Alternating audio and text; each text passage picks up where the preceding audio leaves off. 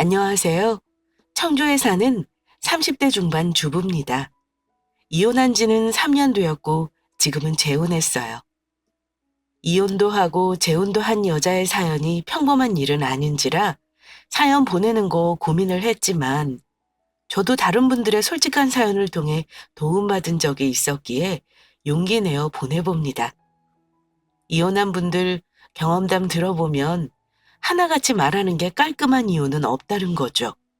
정도의 차이는 있지만 대부분의 경우 서로 최고의 찌질한 모습을 보이게 되거나 상대방을 질리게 하고 헤어지게 되는데요. 저 또한 그랬습니다. 저는 전 남편이 유책 배우자였음에도 이혼 과정이 참 순탄치 않았습니다. 게다가 그렇게 힘들게 소송까지 해가며 헤어지고 나서도 제정신 아닌 전 남편 놈 때문에 한동안 골머리를 앓았습니다. 그러다 최근에 지금의 재혼한 남편이 전 남편 놈을 호되게 참교육해 준 일이 있어서 그 얘기를 들려드려 볼까 합니다. 별로 떠올리고 싶진 않지만 전 남편과의 이혼 스토리를 얘기 안 할 수가 없겠네요. 저는 전 남편과 결혼 생활 3년 만에 헤어졌습니다. 대학 선후배 사이로 만나 연애 2년 끝에 결혼했고 둘 사이에는 아들 하나 있고요. 물론 지금은 친권, 양육권 모두 가지고 와서 제가 키우고 있어요. 아이까지 있는 상황에서 그 인간과 갈라선 여러 가지 이유가 있긴 했지만 일단 여자 문제가 제일 컸습니다. 사실 결혼 초부터 여자 문제 말고도 부딪히는 일은 많았습니다. 전 남편은 성격이 워낙 무뚝뚝한 데다 가부장적인 성격 탓에 신혼 초부터 크고 작은 다툼이 잦았습니다. 결혼하자마자 아이가 생겼던 저는 남편과 잦은 다툼에도 불구하고 참고 가정을 지켰습니다. 물론 그때는 남자의 여자 문제를 모를 때라 가능했던 거고요.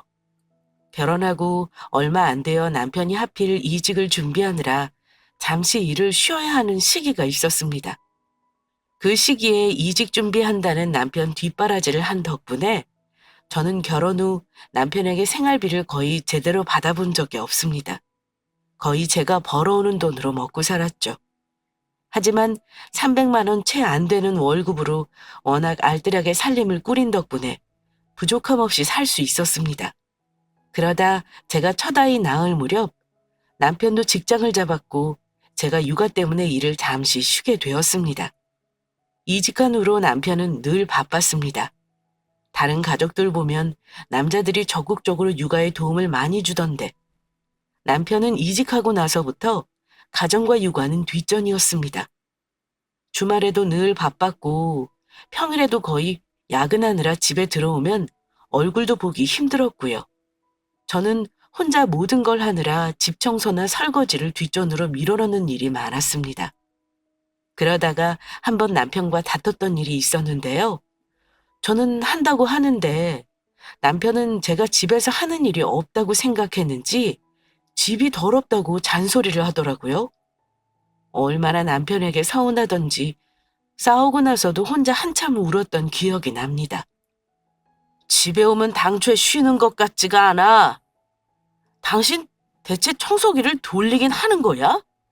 아니, 빨래도 한가득이고 나 입을 와이셔츠도 없다고. 집에 하루 종일 있으면서 애만 보는 것도 아니잖아. 이거 못할 정도로 시간이 없어? 남편은 집에 들어오면 깔끔하게 정리되어 있는 상태에서 쉬고 싶었던 것 같습니다. 하지만 그때는 저도 예민해져 있던 때라 남편에게 나도 힘드니 당신이 좀 도와달라는 말이 곱게 나오지만은 않았습니다. 집에서 당신이 하는 게 뭐 있다고 나한테 잔소리냐? 당신이 그런 말 할 자격은 있어? 더러운 거 보이면 당신이 청소기 돌리면 되잖아. 내가 지금 하루에 몇 시간 자는지 알아? 애 낳고 지금까지 통잠을 잡은 적이 없어. 내가 노는 걸로 보이나 본데 그럼 당신이 애도 보고 살림도 해봐. 내가 맘먹고 하면 당신보다 못할 것 같아? 아무리 그래도 집이 이게 뭐냐? 좀 치우고 살아라. 다른 여자들 너처럼 다 그렇다고 생각하지 마. 애 키우면 살림까지 완벽하게 하는 여자들 많으니까. 그뿐인 줄 알아? 애 낳고 다시 처녀 때처럼 다 살도 빼더라. 그 여자들은 남편이 돈을 많이 벌어다 주나 보지. 사람 써서 애도 보고 집도 치우는 거 모르나 보네. 당신처럼 쥐꼬리만큼 돈 주면서 무슨 살까지 빼길 바라냐? 정신 차려, 이 인간아. 그렇게 집 더러운 거 못 참겠으면 당신이 직접 쓸고 닦고 해. 애 낳고 살찐 저에게 외모 비하까지 하는 남편이 너무 미웠습니다. 연애할 때만 해도 저 좋다고 했던 사람이 결혼하고 애 낳은 후에 저렇게 달라지는 게 참 서럽더군요. 그래도 돈 버는 사람은 그 당시 남편 혼자였기에 참는 쪽은 매번 제 쪽이었고 혼자 독박 육아하는 거 감수하고 살았습니다. 남편 성격 알고 있었던 저는 잔소리를 하면 싸움만 할 거라는 거 잘 알고 있었기에 거의 포기했던 것 같습니다. 남편은 그 후로도 시시때때로 제 외모 비하를 하거나 집이 더럽다고 시비를 거는 일이 자주 있었습니다. 매번 그 말에 대꾸를 하면 싸울 일만 있는지라 나중에는 거의 제 쪽에서 포기하고는 했고요. 그때는 살림이며 육아며 인생에서 가장 몸이 고달팠던 때라 남편에게 관심이 없기도 했습니다. 하지만 남편이 설마 하니 밖에서 딴짓을 하고 있을 거라고는 생각하지 않았습니다. 저는 남들처럼 남편 외도를 제가 먼저 눈치채지 못했습니다. 제가 두 남편이 아닌데 왜 남편의 외도를 몰랐던 건지 저도 모르겠습니다. 남편이 철저하게 저를 속였던 것도 있지만 사실 그 인간 외도를 알게 된 생각지도 못했던 사건이 있었습니다. 창피해서 친정엄마에게도 얘기 못한 거지만 사실은 남편이 바람피웠던 여자가 저희 집으로 제 발로 찾아와서 알게 되었습니다. 그때 일이 하도 기가 막혀서인가 몇 년이 지난 아직도 기억에 생생하게 남아 있습니다. 아이가 막 두 돌 되었을 무렵이었고 저도 복직을 준비하고 있었던 때인 어느 날 다른 날과 다를 바 없이 집에 있는데 갑자기 누군가 집 초인종을 누르더군요. 나가보니 웬 여자가 서 있었습니다. 한눈에 봐도 뭔가 수상쩍어 보였습니다. 누구신데 남의 집 초인종을 누르세요? 여기 김인성 씨 집 아닌가요? 남편 이름을 말하는 낯선 여자에게 제가 의아한 얼굴로 물었습니다. 나이는 저보다 조금은 많아 보였고 밝은 머리색에 화장이 다소 짙은 여자였습니다. 뭐랄까 조금은 새끼 있어 보이는 얼굴이었고 저와는 달리 날씬한 체격의 여자였습니다. 그쪽은 누군데 내 남편 이름을 알아요? 그런데 그 여자 입에서 나오는 말이 참 놀라웠습니다. 결혼해서 애까지 낳았길래 더 이상은 못 기다릴 것 같아서 찾아왔네요. 나 그쪽 남편이랑 사실혼 관계인 사람이에요. 결혼 전에 동거한 적도 있고 잠깐 헤어졌다가 우리 지금 다시 만나는 중이에요. 오해 말아요. 절대 내가 먼저 만나자고 한 거 아니니까. 확실히 말하지만 당신 남편이 나한테 먼저 연락한 거예요. 우리는 혼인신고만 안 했을 뿐이지 거의 결혼한 거나 다름없는 사이였어요. 중간에 끼어들어서 회방 놓은 건 당신이지. 무슨 헛소리예요? 저랑 남편 대학교 때도 알던 사이예요. 결혼 전에 사귀는 사람은 있었겠지만 제가 알기론 오래 사귄 여자는 없어요. 제가 무슨 헛소리냐며 따졌더니 증거 사진까지 보여주더군요. 그제야 저도 상황 파악이 됐습니다. 기가 막혔죠.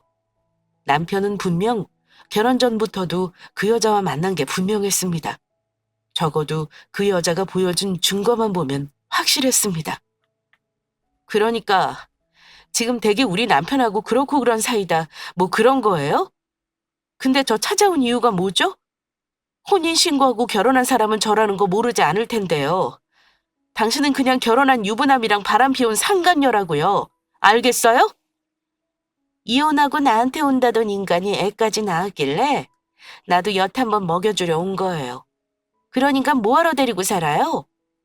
어차피 내가 이렇게까지 했으면 더 이상 못 살 거 아닌가요? 그냥 그 인간하고 헤어져요. 저는 뻔뻔한 그 여자의 말에 소리 지르며 쫓아냈습니다.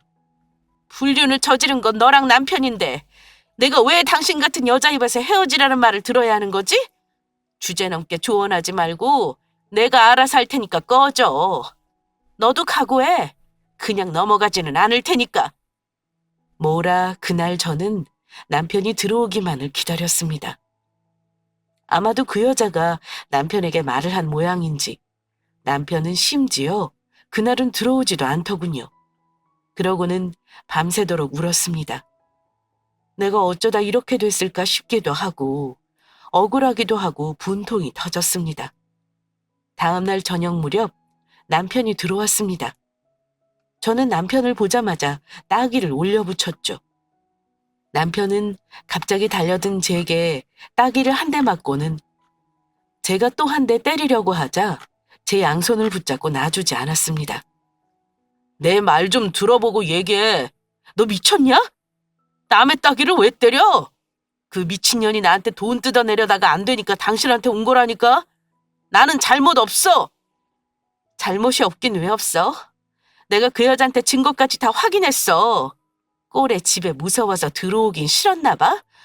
이제 막 나가겠다고 외박까지 한 거구나. 당신 그년이랑 같이 있었지? 제가 묻는 말에 자기랑 아무 사이도 아닌데 왜 그러냐며 오히려 화를 냈습니다. 듣는 저는 남편의 거짓말에 어이가 없었습니다. 나랑 결혼하기 전부터 만났던 여자라며. 그럼 결혼하고 나서는 깨끗이 정리했어야지. 간덩이가 부은 게 아니고서야 결혼하고 나서도 계속 만났다는 게 말이 되는 거야? 내가 몰랐다면 모를까? 전부 다 알아버린 이상 당신하고 결혼을 유지할 이유가 없어. 우리 이혼해. 이혼? 당신 애까지 딸린 여자가 이혼하고 혼자 애 키우는 게 뭐 쉬운 줄 알아? 난 이혼하더라도 당신한테 위자료 한 푼 줄 수 없으니까 제주껏 어디 한번 해봐. 남편은 혼인은 유지하면서 다른 여자와는 짜릿하게 연애를 즐기며 살고 싶었던 것 같네요. 한마디로 경우 없고 미친놈인 거죠. 가진 건 쥐뿔도 없는 주제. 여자랑은 그렇게 놀고 싶었나 봅니다. 상황이 이렇게 되자 억울하기도 하고 분통이 터졌습니다. 이대로 당하고만 있을 수는 없었습니다. 저는 애까지 들쳐업고 변호사를 찾아가 상담을 받았습니다. 그리고 고민할 것도 없이 이혼 소송을 제기했죠. 그런데 문제는 위자료와 양육권이었습니다. 다행히 법원에서는 저의 손을 들어주었습니다. 그러자 남편은 자신에게 아무런 잘못이 없다며 항소했습니다. 그리고 끝까지 위자료를 줄 수 없다고 버텼습니다. 정말이지 뻔뻔스러운 태도였습니다. 저는 이대로 물러설 수는 없었습니다. 반드시 돈을 받아내야겠다고 결심했죠. 괘씸했지만 일단 참았습니다. 대신 재산분할 청구권을 행사했습니다. 남편 명의로 된 아파트 절반을 요구했습니다. 그랬더니 이번엔 남편은 그 집은 자기 몫이라며 30%만 주겠다고 우기는 겁니다. 기가 막혔지만 어쩔 수 없었습니다. 법대로 해야죠. 다행히 법원에서는 저의 손을 들어주었습니다. 판결 이후에도 남편은 계속 돈을 주지 않았습니다. 이럴 땐 강제집행 절차를 밟아야 한다는 변호사 조언에 따라 강제집행을 신청했습니다. 먼저 부동산 가압류 신청을 하고 지급 명령 신청을 했죠. 그래도 소용없었습니다. 남편 놈은 애까지 키운다는 저에게 위자료를 안 주려고 끝까지 버티더군요. 최후의 수단으로 유체동산 압류를 신청했습니다. 그 인간은 그제야 마지못해 위자료를 주더군요. 결과적으로 돈은 받았지만 지금까지도 그때 일을 생각하면 화가 납니다. 저는 남편 태도를 보고 아이 위자료도 한꺼번에 일시불로 청구했습니다. 그래서 집까지 처분하고 전 남편에게 받은 돈이 위자료 포함해 2억 5천이었습니다. 그런데 이번엔 상간녀 쪽에서 난리더군요. 제가 상간녀 소송하면서 소장을 보냈을 때 상간녀가 저한테 전화까지 해서는 억울하다며 분통을 터트리면서 이러는 겁니다. 내가 먼저 알던 사람이고 그 남자한테 속은 건 나인데 왜 당신이 나한테 상간녀 소송을 해? 나는 절대 위자료 못 줘. 소송 당장 취하해. 뻔뻔하게 나오는 그 여자에게 저도 마지막으로 일침을 가했습니다. 먼저 만났건 나중에 만났건 그게 뭐가 중요해? 중요한 건 결혼한 거 알고 있으면서 남편하고 불륜관계 유지했다는 거야. 그렇게 당당하면 막 고소해. 나는 너한테 100만 원만 받더라도 끝까지 갈 거니까. 예상했던 진흙탕 싸움이었지만 생각보다 더 뻔뻔한 그 여자의 태도에 놀랍더군요. 하지만 그래도 다행인 건 법원으로부터 제가 승소 판결을 받았다는 겁니다. 비록 큰 돈은 아니었지만 어쨌든 조금이나마 그 나쁜 인간들에게 복수한 것 같아 속이 후련했습니다. 하지만 지금까지도 그때만 떠올리면 속상한 것이 그 두 사람에게 제대로 된 사과를 받지 못했다는 겁니다. 이혼하고 나서 후련하긴 했지만 순간순간 열불이 터지는 건 아마 제대로 내 속풀이를 못해서인 것 같았습니다.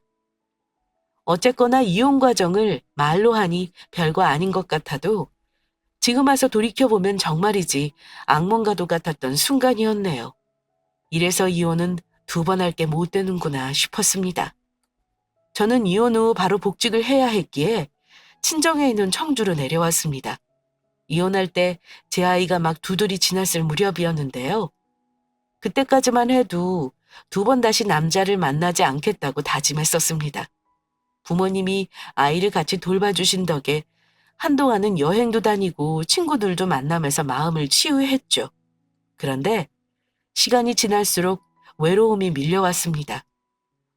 허전함이랄까, 공허함이랄까. 아무튼 설명하기 힘든 감정이었죠. 약간의 우울증도 있었던 것 같습니다. 아마 혼자 있었다면 그 시간을 견디는 게 힘들었을 것 같아요. 저에게는 책임져야 할 아이도 있었고 저를 걱정하는 친정 부모님이 있었기에 견뎌낼 수 있었죠. 시간이 약이라는 말이 정말 맞는 게 이혼의 아픔도 시간이 지나니 그럭저럭 잊히더군요. 사람 인연이라는 게 참 신기하다는 말 많이 하잖아요. 그 무렵 그런 일이 저에게도 일어났습니다. 직장 근처에서 동료들과 식사를 하러 간 식당에서 생각지도 못한 인연을 만나게 되었거든요.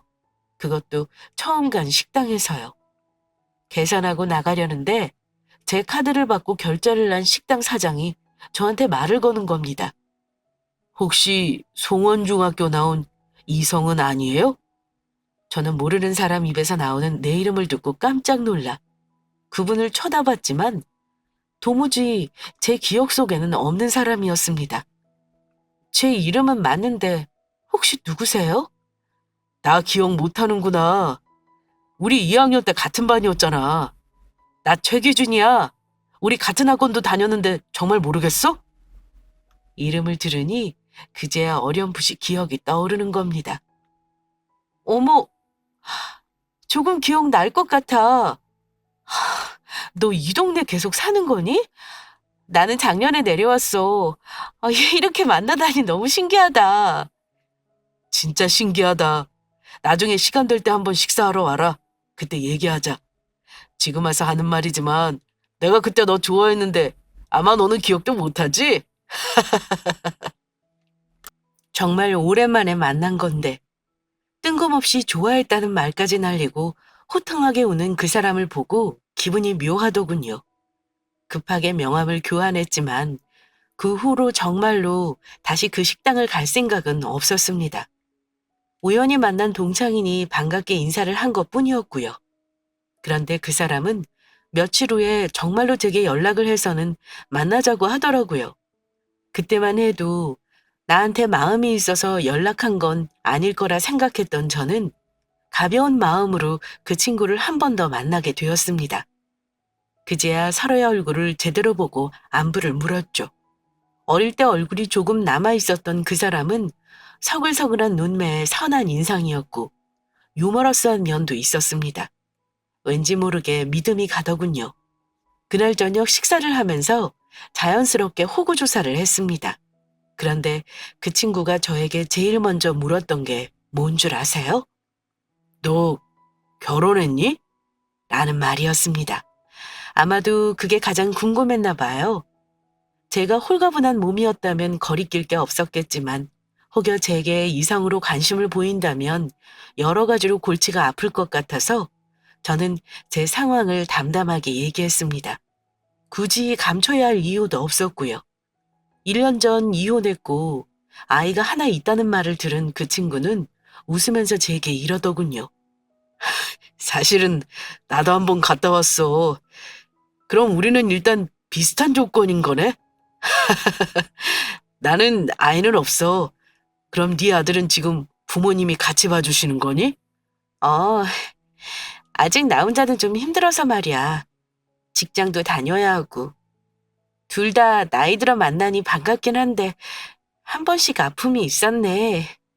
나중에 물어보니 그 친구는 결혼하고 1년도 안 돼서 와이프와 성격 차이로 헤어졌다고 하더군요. 개인적인 일이니 자세히 캐물을 순 없었지만 그 친구 잘못은 아닌 것 같았습니다.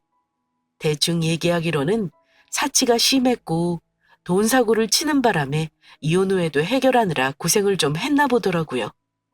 그 만남 이후 이상하게 자꾸 만날 일이 생기더라고요. 제가 바보가 아니고서야 친구가 저한테 관심이 있다는 걸 왜 모르겠습니까? 하지만 이혼녀에 애까지 딸린 제가 그 친구에게 뭘 해줄 수 있겠어요? 그저 좋은 친구 사이로 지내는 게 제가 욕심낼 수 있는 최선이었습니다. 그 사람은 배려심 깊고 자상한 성품이었죠. 함께 있으면 늘 즐겁고 편안했습니다. 자연스럽게 호감이 생겼지만 쉽게 마음을 열지 못했습니다. 그런데 사람 마음이 참 내 맘대로 안 되는 게요. 살다 보니 또다시 사랑이라는 감정이 싹 트더군요. 그러다가 먼저 제게 그 친구가 고백을 해왔습니다. 너도 알겠지만 이혼은 우리 잘못이 아니잖아. 상처가 있다고 해서 미리 다른 사랑을 포기하는 건 말도 안 되는 거야. 얘가 뭘 걱정하는지 알아. 내가 완벽하게 내 아이 아빠로 살겠다 장담은 못하겠어. 하지만 내가 약속할 수 있는 건 너한테 거짓없이 최선을 다하겠다는 거야. 두려웠던 고백이었지만 제 마음 역시 그 사람에게 기울었기에 거부할 수가 없더라고요. 아이를 생각하면 이래도 되나 하루에 몇 번을 고민하다 부모님께 그 사실을 말씀드렸습니다. 다음 날부터 본격적인 교제를 시작했고 몇 달간 만남을 이어갔습니다. 그리고 고민 끝에 저 역시 새로운 인생을 살고 싶은 마음이 간절했기에 용기를 내어 새 출발을 하기로 결심했습니다. 그리고 마침내 지금의 남편과 부부의 연을 맺게 되었습니다. 이제 와서 고백하지만 솔직히 걱정이 많았습니다. 혹시라도 또다시 상처받지는 않을까 두려웠거든요. 다행히 그런 일은 일어나지 않았습니다. 그 사람 어머니는 이미 돌아가셨고 아버지가 하던 식당을 이어받아 운영하고 있었는데 꽤 유명한 식당입니다. 저의 아픔을 잘 알면서도 지금의 시아버지는 저를 며느리로 따뜻하게 맞아주셨습니다. 시아버지의 성품을 닮아 그런 건지 현재 남편은 자상하고 따뜻한 사람입니다. 게다가 책임감까지 강해서 늘 자기 사업에 최선을 다합니다. 덕분에 저는 매일매일 감사한 마음으로 살고 있습니다. 현재 결혼 2년 차인데 아직까지는 별 문제 없이 잘 지내고 있습니다. 이제와 돌이켜보면 참 잘한 선택이었다는 생각이 듭니다. 만약 그대로 헤어졌다면 평생 후회했을지도 모르니까요. 그렇게 지금의 남편과 재혼 후 1년 반 정도 지났을 무렵이었습니다. 그동안의 평화로웠던 우리 가족의 일상에 돌을 던지는 인간이 나타나기 전까지는 더할 나위 없이 안정적인 삶을 보내고 있었죠. 그런데 그동안 자기 자식 보고 싶다는 말도 한 번도 한 적 없던 전 남편이라는 인간이 갑자기 제게 연락을 했더군요. 이혼 전 알던 지인이 겹치는지라 어디서 주워들은 모양입니다. 주원 엄마, 잘 지내나 보네? 내 아들도 잘 지내지? 많이 컸을 것 같은데 궁금하다. 그 인간은 저와 아들이 잘 지내는지 궁금해서 전화했다며 안부를 묻더군요. 하지만 제가 그 인간을 모르겠습니까? 분명 무슨 꿍꿍이가 있어서 연락했을 거란 생각에 차갑게 물었습니다. 갑자기 아들은 왜 물어? 양육비도 주기 싫어서 그 지랄했던 인간이 아들이 왜 궁금하다는 거야? 쓸데없는 말 하지 말고 용건이나 말해. 그러자 그 인간이 이러더군요. 너 재혼했다며? 그것도 돈 많은 남자라던데. 재주도 아주 좋더라. 눈치도 없으면서 용건 있는 줄은 어찌 알았냐? 딴 건 아니고 너 나한테 돈 좀 줘야겠다. 대뜸 돈 달라는 소리에 어이가 없어서 물었습니다. 갑자기 돈을 내놓으라니 무슨 속셈이야? 당신이 뭔데 나한테 밑도 끝도 없이 돈을 달래? 나한테 돈 맡겨놓은 거 있어? 제가 무슨 소리냐고 했더니 그 인간이 하는 말이 자기한테 줘야 할 돈이 있다고 하더군요. 나한테 빚이 있는데 그거 결혼 전에 대출받아서 지금까지 갖고 있는 거잖아. 그럼 그 대출은 너한테도 일부 갚을 책임이 있는 거지. 너는 재산만 나눠 먹으면 끝인 줄 알았냐? 생각해보니까 아무래도 위자료랑 양육비 계산을 잘못한 것 같아서 말이야. 정확히 하자 이거야. 내 계산으로는 네가 나한테 6천만 원 다시 돌려줘야 해. 그거 입금하면 2번 다시는 연락 안 할게. 결혼 생활 동안 전 남편 혼자 경제활동을 했고 저는 전업주부였기에 당연히 공동 책임이라는 겁니다. 그러면서 지금 당장 입금하라고 윽박지르더군요. 그 소리 듣고 기가 막혔습니다. 당신 미쳤냐? 너한테는 6천만 원이 아니라 6천 원도 못 줘. 당신 먼저 바람 피워 이혼한 거고 나는 정당하게 재산 분할하고 위자료 받은 건데 뭐가 문제야? 이제 와서 이러는 이유가 대체 뭐냐고. 그 집에 내 돈 들어간 건 생각 안 하나 봐? 야, 말은 똑바로 하자. 네가 강제로 뜯어간 거지 내가 자발적으로 준 건 아니지. 이혼하고 너만 잘 살면 다냐? 재혼한 네 서방 돈 잘 번다며.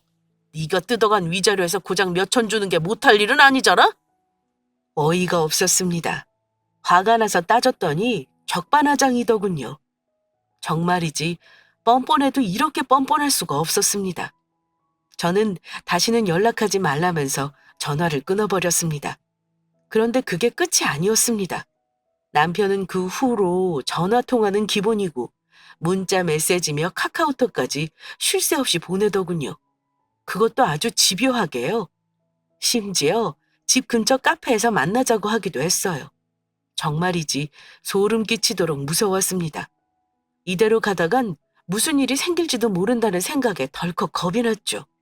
그리고 며칠 뒤 연락이 왔습니다.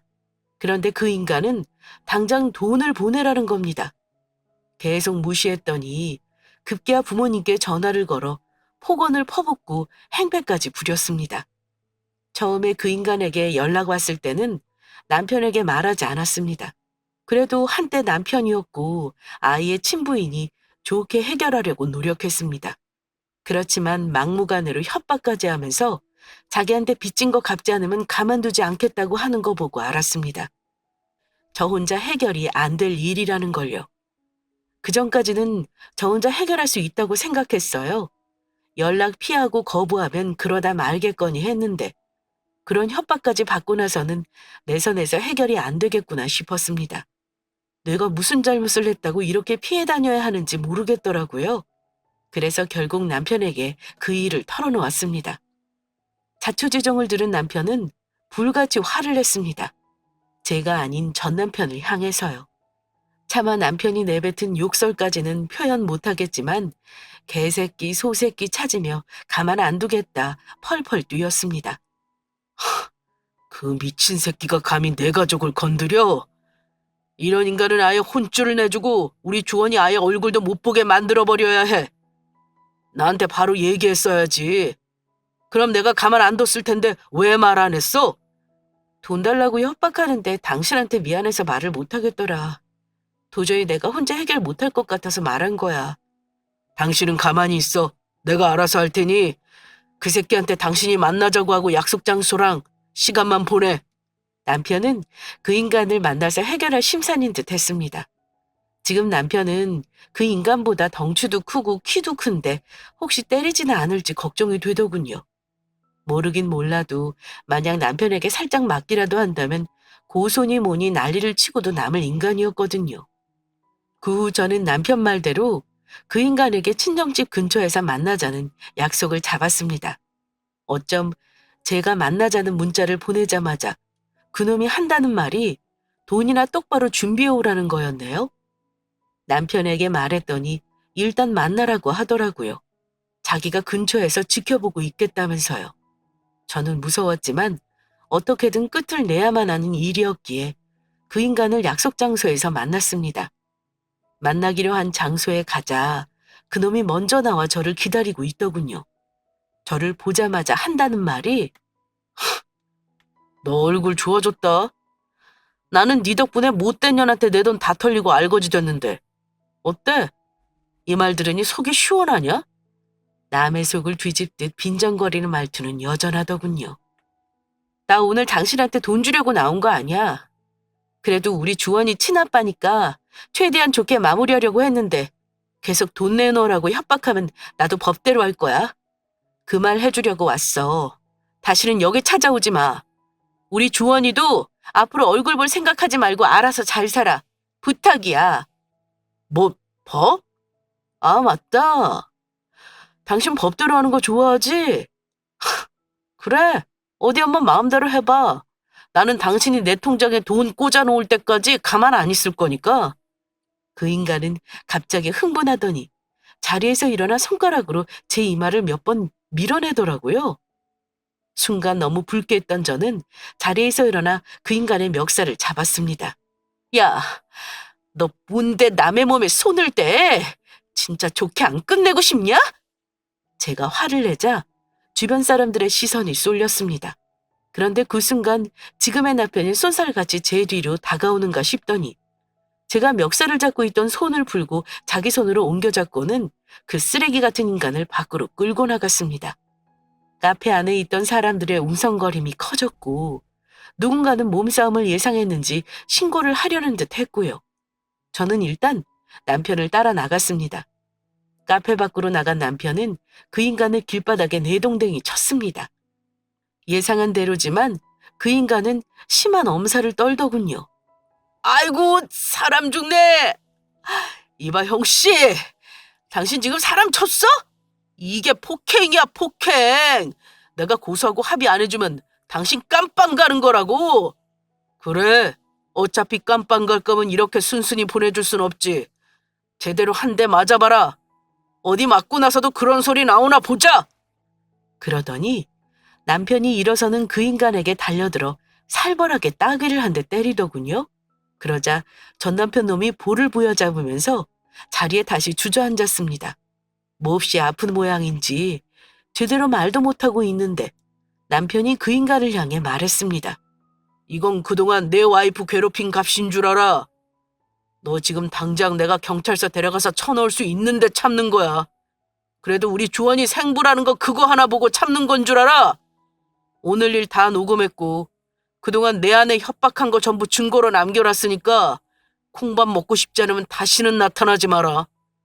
그러니까 돈 내놓으면 내가 안 나타나잖아. 니들 돈 많다며. 내가 주원 엄마 애 잘 키우라고 준 돈이지 재혼하라고 준 돈이야? 그거에 반도 안 되는 거 돌려달라는데 왜 형씨가 끼어들어? 말도 안 되는 개소리를 끝까지 나불대고 있는 거 보고 저도 한 대 칠 뻔했는데 참았습니다. 아마 남편이 작정하고 주먹을 쳤으면 그 인간 이빨이 나갔을 수도 있습니다. 최대한 분을 참고 한 행동이라는 걸 알겠더군요. 남편 말을 들은 그 인간은 분한 표정이었지만 머릿속으로는 그 순간에도 계산기를 두드리는 듯 했습니다. 자기가 끝까지 가는 것이 이득인지 손해인지 따져봤겠죠. 그놈이 저에게 한 건 명백히 협박이었고 지금이라도 경찰에 신고해버리면 되는 일이었지만 저희 부부는 그 인간에게 정말 마지막으로 기회를 준 거였습니다. 그런데 그때 그 인간이 한다는 말이 그럼 나한테 2천 정도만 보내. 다시는 네 눈앞에 안 나타날 테니까 내가 지금 당장 당신 고소해도 합의금으로 줘야 할걸? 끝까지 돈을 요구하는 거 보고 마음이 차게 식더군요. 어쩔 수 없이 법대로 해야 할 것 같더라고요. 그러자 남편이 그놈에게 이렇게 말했습니다. 그래? 그럼 어쩔 수 없네. 너 뺨따기 맞은 거 고소하든지 말든지 마음대로 해봐. 대신 너도 앞으로 닥칠 일은 각오 단단히 해야 할 거다. 여보, 이제 가자. 다시는 저놈 우리 앞에 못 나타나게 확실히 내가 밟아줄게. 남편은 놀라서 서 있는 저를 데리고 그 자리를 떠났습니다. 그리고 그날 이후 남편은 변호사까지 사서 그 인간을 고소했습니다. 말이 안 통하는 인간은 법대로 해결해야 한다면서요. 제가 협박받았던 문자와 녹음 파일을 가지고 그 인간을 고소해버렸습니다. 며칠 뒤 담당 형사에게 연락이 왔습니다. CCTV 영상을 확인했는데 남편 쪽 과실이 인정된다고 하더군요. 그제야 안심이 됐습니다. 나중에 경찰에서 출두하라는 연락을 받았는지 그놈이 제게 몇 번이고 전화를 한 적이 있었습니다. 전화를 피하니까 문자로 사정사정하는 내용을 보냈더군요. 고소를 취하해달라는 내용이었는데 참 웃긴 것이 사정과 협박을 같이 하더라고요. 진짜 미친놈 같았어요. 네가 진짜로 고소할 줄은 몰랐다. 생각해보니까 이렇게까지 할 필요는 없는 것 같아. 내가 눈 딱 감고 1,000만 원 정도만 받고 끝낼 테니까 고소 좀 취하해줘. 그래도 내가 애 아빠잖아. 예정을 생각해서 그 정도만 부탁 좀 하자. 하도 어이가 없어서 답장을 안 했는데 그 이후로 잊을만 하면 문자로 돈을 구걸하더군요. 그것도 아주 당당하게요. 무슨 제 아이 친부라는 게 벼슬이라도 된답니까? 제가 남남인 그 인간에게 돈을 줘야 할 이유가 전혀 없는데 말입니다. 소송을 진행하고 있는 와중에도 어김없이 문자 메시지가 왔는데 그때는 술을 처먹고 보냈는지 차마 입에 담지도 못할 욕설까지 보냈더라고요. 반성이 없는 인간이었죠. 끝까지 남의 탓만 하고 자기 행동을 합리화만 하려는 사람과는 상대할 가치조차 없었습니다. 참다 못한 남편은 결국 소송과 별개로 법원에 접근금지 가처분 신청까지 냈고 다행히 먼저 받아들여졌습니다. 솔직히 전 남편 찾아오는 거 겪고 나서 집 밖에 나가는 것도 무서웠는데 접근금지부터 하고 나니 일상생활이 가능해지더라고요. 그리고 고소건 역시 우리에게 유리하게 마무리가 되었습니다. 그 인간은 맞고서니 뭐니 난리를 치더니 정작 말뿐이더라고요. 다행히 우리 부부가 승소했고 그놈에게는 판결문대로 이행하라며 압박하자 그제야 꼬리를 내리더군요. 아마 벌금을 꽤나 냈을 것 같네요. 나중에야 들은 거지만 우리를 이혼하게 한 상간녀는 집 보증금을 들고 날랐다고 합니다. 그 인간이 빈털터리가 된 이유가 그거였죠. 하지만 그거 역시 다 그 인간이 자초한 일이라 생각합니다. 저는 그 이후로 전 남편과 다시는 전화통화를 한 적도 본 적도 없습니다. 든든한 남편 덕에 이렇게 해결이 되어 다행이었습니다. 와이프의 전 남편과 마주치고 대화를 하는 게 결코 유쾌한 일이 아니었을 텐데 남편은 저를 따뜻하게 위로해주고 감싸주는 좋은 사람이었습니다. 당신 그런 인간하고 사느라 마음고생 많이 했겠다. 이제 완전히 끝났으니까 다시는 볼 일 없을 거야. 만약에 또 우리 앞에 나타나면 바로 감옥행이니까 당신도 안심해. 고마워 여보.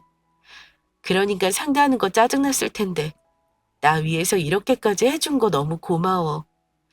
내가 앞으로 잘할게. 저를 배려해주는 남편에게 너무 고마웠고 앞으로 남편을 더 사랑해줘야겠다는 마음이 절로 들더라고요. 전 남편과 살 때는 한 번도 느껴보지 못했던 기분이었습니다.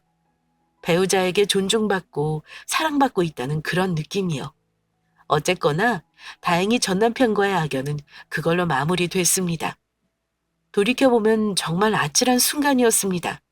만약 조금만 늦었더라면 무슨 일이 벌어졌을지 상상조차 하기 싫습니다. 아무튼 지금은 모든 게 잘 해결되어 다행이지만 아직도 그때 기억을 떠올리면 가슴이 철렁 내려앉습니다. 결혼식장에서는 검은 머리 팥불이 될 때까지 100년해로 하겠다고 약속하지만 살다 보면 서로 맞지 않는 부분도 있고 성격 차이 혹은 가족 문제 등등 정말 수많은 이유로 인해 이혼을 선택하는 사람들이 요즘은 참 많은 것 같아요. 그리고 그런 문제들은 사랑만으로 극복할 수 없는 경우가 많죠. 특히 부부 사이엔 믿음과 신뢰가 바탕이 되어야 하는 법인데 그것만으로는 해결되지 않는 일들이 많더군요. 제가 겪어보니 그렇습니다. 이럴 땐 과감하게 헤어짐을 선택해야 할 필요가 있습니다.